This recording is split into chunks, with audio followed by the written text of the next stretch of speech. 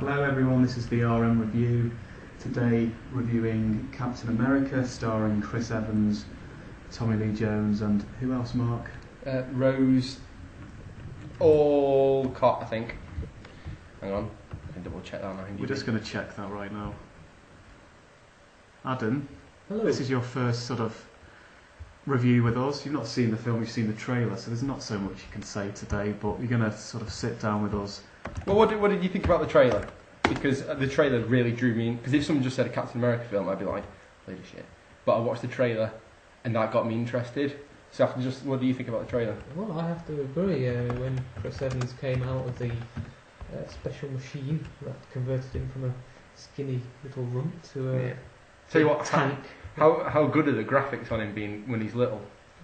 Because it genuinely does look like he's really small. You know what, when I first saw the trailer, I thought either he had his face superimposed onto that body, or it was actually another actor that looks similar to him facially, and obviously of a smaller build. So, yeah, the graphics were absolutely fantastic. Very convincing. Maybe if we saw it in 3D, we would have had an even bigger impact. But we saw it in 2D because it's cheaper. Yeah. She's called Hayley Atwell. I don't like 3D films. Why not? Because it causes 30% colour reduction in the picture. Was it really? I did not know. It does. So the film, most recently, Harry Potter has come out in 3D, and I've not seen it, but I know people who've seen it in 3D and said that you can hardly see what's going on the actual screen because the colour loss is so great, and it's quite a dark film. Real wise choice to see it in 2D then. Yes, but I haven't seen the other Harry Potters, so... Okay, can we have a... Anyway, Captain America. Yeah, Captain America, quick plot outline please, Mark. Yeah, okay, so there is a scrawny runt, as Adam described very aptly, who more than anything wants to join the army in America and fight the Nazis. However, he consistently doesn't get let in because he's too small and seen as weak. A German scientist sees this and decides, because he's got such good courage, that he'd make a perfect candidate for his experiment. His brand of super soldier. Yeah. So basically, he gets injected with this drug that brings out. It basically exaggerates every aspect of a person. So if you're good, you become really good. If you're bad, you become evil. He becomes super strong. He gets his own team, and he starts fighting Hugo Weaving, who is the nemesis, I suppose. The nemesis, the Nazi nemesis. Yes, who's previously taken an experimental version of this drug and has had side effects to it. Can you explain to me the involvement of that kind of cuboid white rock? Right. Basically, all these films are. When I say all these films, Thor, Captain America, and Iron Man are all Marvel films that are. Sorry. They're leading up to the Avengers, aren't they? They're leading up to a film called The Avengers, which is all three of them. And basically, this rock, from what I could tell, because they went on about Odin, is a crystal from the gods, they say in it, which I assume is where the Thor aspect comes in it. From what I could understand, it was a way of teleporting from Earth to where Thor lives. So it kind of induces the special powers that these characters have. But it's got an incredible amount of energy behind it. And this crystal, Hugo Weaving wants to control the power in it to blow up cities. The Green Lantern's not part of the Avengers, is it? You know, I thought it was, but in the comics I thought it was, but I don't think it's getting involved in the film. Thor, Iron Man, and Captain America. Just the three of them. Yeah, but I mean, you get characters like Scarlett Johansson's character. I should point out, if you want to see the trailer for the Avengers, actually wait till the end of the credits in Captain America. You can watch it. Yeah, I believe Samuel L. Jackson was going to be one of the Avengers. He's not one of the Avengers. He is in it. He leads the task force that the Avengers are part of. He's got an eye patch and looks a bit like a knob. But he's Does the beginning of the film capture your attention and interest? Well, it captured my interest just because I was so impressed with midget Chris Evans. It was so realistic. I've never seen anything done quite as well. Were you inspired by it?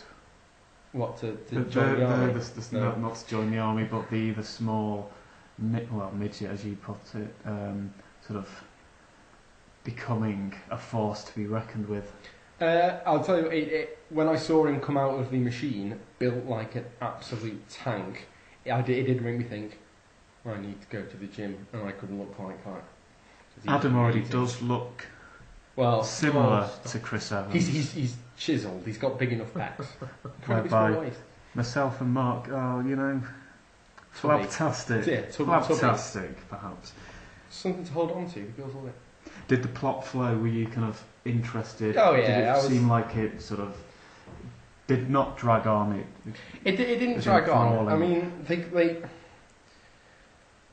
because the thing it's hard to explain. Hugo Weaving has basically got a lot of different factories or a lot of different factions of his evil gang or whatever, and basically Captain America decides to go from one to another, destroying them all, stopping him from trying to take over the world. Across Europe. And it had the potential of being an incredibly long film, because it could have gone to each one of these and it showed great fights in great detail, but they don't. They kind of just imply that, on a map, they knock down towers and stuff, showing that he's battled. Did you think the calibre of acting was good? Any flaws in it, or? It was fine. It didn't need to be amazing. I mean, Chris Evans isn't the best actor in the world, but he does okay. Hugo Weaving is an amazing actor, but was it Hugo Weaving actually in the red makeup as well? Because it's hard to tell. I think it was. Perhaps it was a mask. It was good. It was good makeup on him as well, with his lack of nose. It was very good. How would it compare to other comic book films like Watchmen? Well, Watchmen was massively hard work, so it was better than Watchmen. Don't think it was as good as Iron Man. It was better than Thor.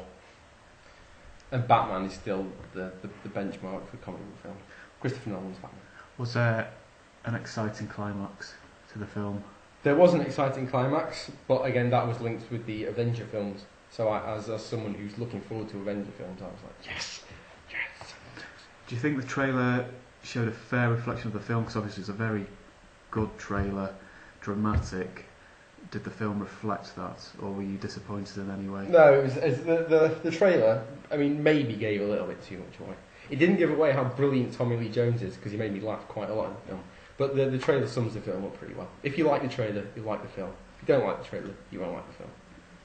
And would you describe the graphics overall as being of a good standard? Oh yeah, they were brilliant. Would that be due to the budget of the film? Well, yeah, it had $140 million, which is quite large. I don't know how much it's taken its opening weekend, but I suspect it's made a profit. Well, when we went to see it, it did seem quite busy in the screen. I've got it on here. It made $65 million on its opening weekend.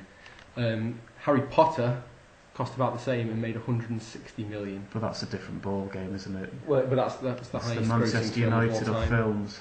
Yeah, that's the highest grossing film ever in an opening weekend. Would you watch it again? Definitely.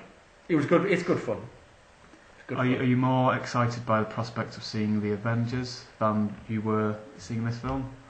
Yeah, because not really because of Captain America, because I really, really like Iron Man. I think Robert Downey Jr. is brilliant in it. I also thought that the Hulk was going to be in the Avengers, but they didn't mention it in the trailer. But I didn't see him feature in the trailer. No. But in the Hulk film with Edward Norton, he meets Robert Downey Jr. at the very end and talks to him in a bar. Well, the trailer didn't give too much away, so it was quite quick, wasn't it? 20 seconds, not the longest trailer. Are you going to see the film, Adam, from the trailer? It's very inviting. I would like to. Have you seen Thor: Iron Man? I have not. Probably worth buying on DVD or something. Yeah, you can borrow Iron Man if you want. It's brilliant. I love Iron Man. And as ever, we're going to sort of round this up with a score out of 10 for Captain America. So, Mark, what would you give this film? A 7.5. 7.5 to an 8. It's not in depth, but it's a good laugh. It's good fun. I would definitely agree with that. I gave it a 7.5. It was a very good film, fantastic graphics, good standard of acting, kind of kept you enthralled all the way through, decent storyline, and I recommend it very much. Yeah, I'd also recommend A History of Violence, which I watched on DVD after. And you know what, History of Violence, I would like to review, but watch this space. Yes. Thank you very much, guys. I'll talk to you soon. Bye.